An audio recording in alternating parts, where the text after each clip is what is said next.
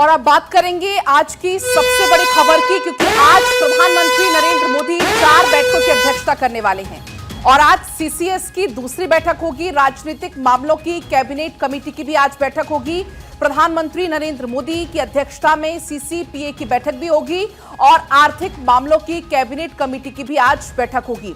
और इस बैठक में रक्षा मंत्री राजनाथ सिंह, गृह मंत्री अमित शाह, वित्त मंत्री निर्मला सीतारमण, स्वास्थ्य मंत्री जेपी नड्डा शामिल होंगे। इसके अलावा केंद्रीय सड़क एवं परिवहन मंत्री नितिन गडकरी भी शामिल होंगे। जीतन राम मांझी, सर्बानंद सोनोवाल, राममोहन नायडू भी इस बैठक में शामिल आज होंगे।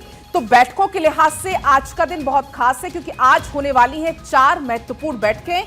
सुबह 11 बजे सबसे पहले बैठक होगी, सीसीएस की बैठक, मामलों की समीक्षा हो जाएगी। आपको बताएं, सीसीएस की बैठक होगी, प्रधानमंत्री नरेंद्र मोदी की अध्यक्षता में एक और बैठक होगी, सीसीपीए की बैठक, यानी कि cabinet committee on political affairs की बैठक होगी। और इस बैठक में प्रधानमंत्री नरेंद्र मोदी, रक्षा मंत्री राजनाथ सिंह, केंद्रीय गृह मंत्री अमित शाह, इसके अलावा बीजेपी अध्यक्ष जेपी नड्डा शामिल होंगे। इसके बाद 11:15 बजे 11:15 पर आर्थिक मामलों की समिति की बैठक होगी और आज ही कैबिनेट की भी बैठक होनी है। पहलगाम हमले के बाद ये कैबिनेट की पहली बैठक होगी।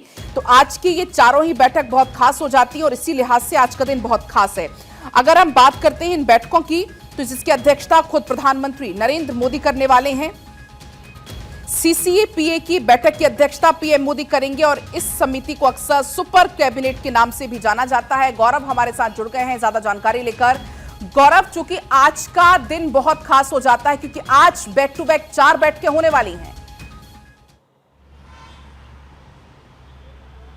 बिल्कुल, आपने जैसा पूरी जानकारी भी दिया कि किस तरीके से ये चारों बैठक होनी है, लेकिन सबसे महत्वपूर्ण ये है कि आज का दिन इसलिए भी महत्वपूर्ण है क्योंकि कल देर रात भी कई बैठकों का दौर चला है और लगातार कल की बैठक का अगर हम बात करें तो और इस पूरे बैठक को जिस तरीके से कल प्रधानमंत्री नरेंद्र मोदी ने लीड किया, उसमें हमारे सभी सेनाओं के जो प्रमुख थे वो उस बैठक के अंदर मौजूद थे। सीडीएस अनिल चौहान प्रधानमंत्री कार्यालय पर बैठक के अंदर मौजूद थे और तकरीबन 2 घंटे से ज़्यादा वो बैठक चली और उस बैठक के बाद से ये साफ है जिस तरीके से स्टेटमेंट आया अंदर खाने से कि सेना पूरी तरीके से स्वतंत्र है और समय अपने हिसाब से सेना तय कर ले। ये बहुत स्पष्ट है कि आने वाले दिनों में अब पूरी तरीके से भारत मुकम्मल तैयारी के साथ पाकिस्तान के सामने खड़ा है। और आप देखिए कि जिस तरीके से आज का दिन महत्वपूर्ण है, आज बैक टू बैक लगभग 4 बैठकें होनी है और उन चारों बैठकों की बात करें तो सबसे महत्वपूर्ण बैठक इसमें सीसीएस की मानी जा रही है और ये सीसीएस की दूसरी बैठक होने जा रही है। पाकिस्तान में जिस तरीके से जब ये पूरा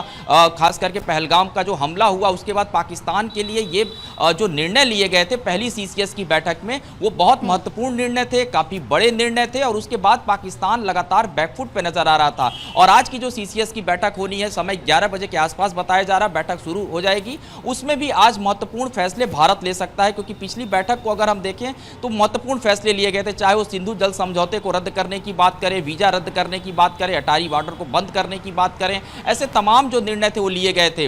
दूसरी सबसे बड़ी बात अगर हम कहें कि जिस तरीके से बैठकों का दौर चल रहा है उसमें सबसे महत्वपूर्ण ये हो जाता है कि अब आने वाले कुछ घंटों में भारत किस रणनीति के साथ पाकिस्तान पर अपनाने वाला है, भारत किस रणनीति के साथ अब युद्ध क्षेत्र में हम कहें उतरने वाला है, क्योंकि सेना को पूरी तरीके से फ्री हैंड किया गया है। और ये बात भी सीडीएस अनिल चौहान ने कल जब बैठक हुई तो अपने तरफ से मुकम्मल जानकारी दी कि पूरी तरीके से जो सेना की डिप्लॉयमेंट है वो है और भारत पूरी तरीके से सक्षम है किसी भी समय किसी भी परिस्थिति से निपटने के लिए। तो आज कैबिनेट की चूंकि बैठक होनी है और इस पूरे पहलगाम आतंकी हमले के बाद से कैबिनेट की ये पहली एक तरीके से बैठक होने जा रही है। तो इस बैठक में हालांकि जानकारी ये मिल रही है कि जो शहीद हुए हैं इस पूरे आतंकी घटना में उनको श्रद्धांजलि दी जाएगी। हालांकि कैबिनेट की बैठक में इस पर भी चर्चा हो सकती है। अभी तक जिस तरीके से लगातार जो प्रधानमंत्री के साथ अलग अलग जो सेना प्रमुखों की मुलाकात हुई है, गृह मंत्री अमित शाह के साथ भी बैठक हुई है, तो उसमें जो पूरी जानकारी है भारत किस तरीके से तैयारी कर रहा है, ऐसे तमाम महत्वपूर्ण वो विषय हैं जिसपे तो चर्चा होगी।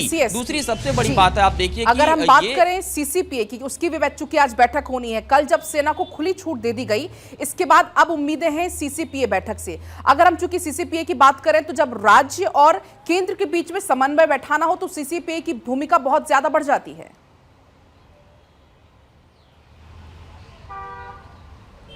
बिल्कुल, देखिए निश्चित तौर पे, और इसलिए भी इस तरीके की बैठक को बुलाया जाता है ताकि जो संबंधित सभी भारत सरकार के बड़े मंत्री हैं, और आप कहिए कि इसमें पूरी तरीके से वो चेहरे जो निर्णय लेने में सक्षम हैं, वो सभी उस पूरे बैठक का हिस्सा होते हैं। और आप देखिए कि इसकी भी टाइमिंग इसी के साथ है, क्योंकि लगातार हम सीसीएस की बैठक का जिक्र कर रहे हैं, उसके बाद इसमें सीसीपीए की बैठक है, cabinet committee on economic affairs की भी बैठक है। तो ये जो बैठकें हैं लगातार, इनके समय की बात करें 11 बजे के आसपास इसमें पूरे बैठक की शुरुआत होगी, और जानकारी ये मिल रही है कि दोपहर के 3 बजे तक लगातार ये जो बैठकों का दौर है ये चलेगा, और एक के बाद एक जो ये बैठकें हो रही हैं बहुत महत्वपूर्ण बैठकें हैं। भारत आने वाले दिनों में किस तरीके से क्या कदम उठाने वाला है, इस पर भी चर्चा की जाएगी। और दूसरी सबसे बड़ी बात यह है कि जो बैठक ये डिसाइड हुई है, कल जब खबर आई कि कैबिनेट की बैठक होगी, उसके कुछ ही देर बाद सीसीएस की बैठक की सूचना आती है। यानी कि पहले से प्लान जो है वो भारत का तैयार है, और अब उसी प्लान पे लगातार जो काम करने की बात कल से ये जो की जा रही है वो आने वाले दिनों में हमें दिखाई देगी। कल अगर हम बात करें रक्षा मंत्री राजनाथ सिंह की बात करें, तो उनके साथ भी रविवार को एक बड़ी बैठक हुई थी, जिसमें सीडीएस अनिल चौहान उनके आवास पर गए हुए थे। तकरीबन आधे घंटे की बातचीत हुई थी। तो अभी तक किस तरीके से फोर्सेस की कहां-कहां डिप्लॉयमेंट है, इसमें यह भी हो सकता है कि देखिए जब कोई बड़ा ऑपरेशन होना होता है तो निश्चित तौर पे बड़े ऑपरेशन से ठीक पहले तमाम जो सरकार में मंत्री हैं, बड़े ओहदे पर बैठे जिम्मेदारियां उनके पास हैं, उनसे भी चर्चा की जाती है। गौरव, आपके पास अभी मैं लौटूंगी।